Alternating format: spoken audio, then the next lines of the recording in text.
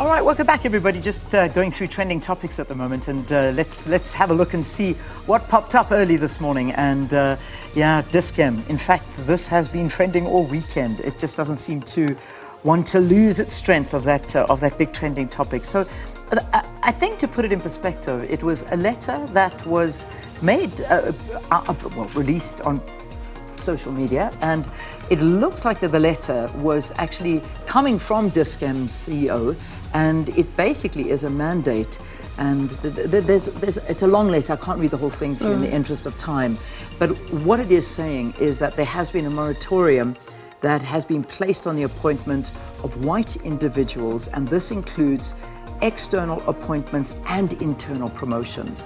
And the reason being is that they find that looking at their total organization and the recent BBEE verification process, its efforts are not working.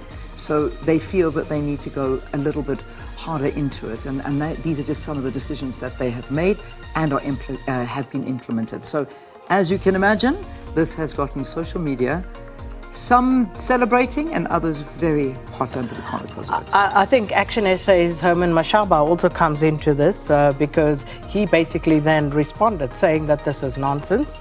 There should not be a quota system in place, and that Dis-Chem should just focus on employing the right people for the job, which, as you can imagine, solicited quite a huge response as well, and many varied opinions on this particular matter.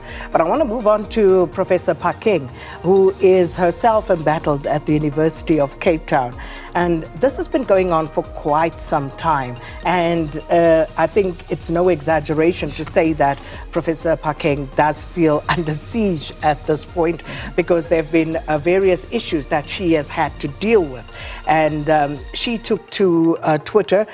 She does seem to be, quite a significant presence on Twitter. Yeah. When it comes to speaking about whatever it is that she is going through. And of course, many people commenting that maybe she should give that a miss, leave that. But this is what I want to say, and I want to combine those two. And I would feel as though I have let myself and black women down if I didn't say this at this point. South Africa needs to have a very honest conversation about what happens to black women at the top. The things that go on, when we talk about employment equity, 28 years after democracy in this country, when it comes to black women, there is still a very serious issue when it comes to security of job, tenure, etc., etc. Employment equity reports still show that black women are in the main still stagnant in the workplace. And we have to ask ourselves why this is the case. And when they do make it to the top, then there's so many more hoops that black women have to jump through. Why is that the case? I think you've put it absolutely brilliantly. I can't add anything onto that. I really can't. But that is a massive talking point. And it is 7 o'clock. But let's quickly. Saudi Arabia. You're going to hear about that in the news. That's where our president is visiting right now. And Saudi Arabia have, of course, expressed interest of wanting to join the BRICS nations. So we'll give you details in our bulletin. And then, of course, there's Ronaldo, and you will find out more about that in the sporting bulletin. But I think Ronaldo getting his, 700? Yeah, there was an award for him having reached 700 club goals for United. So that's that. That's that. All right, let's do it. Let's get into our news. Or are we putting the question up first? I'm not too sure. Let's get that news bulletin to you, and then we'll bring you the question. All right, there we go. Sorry, apologies. Here's the question of the day. Indeed.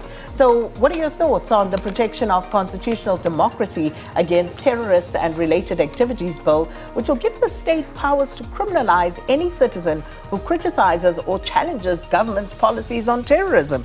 Let us know your views at Morning Live SABC.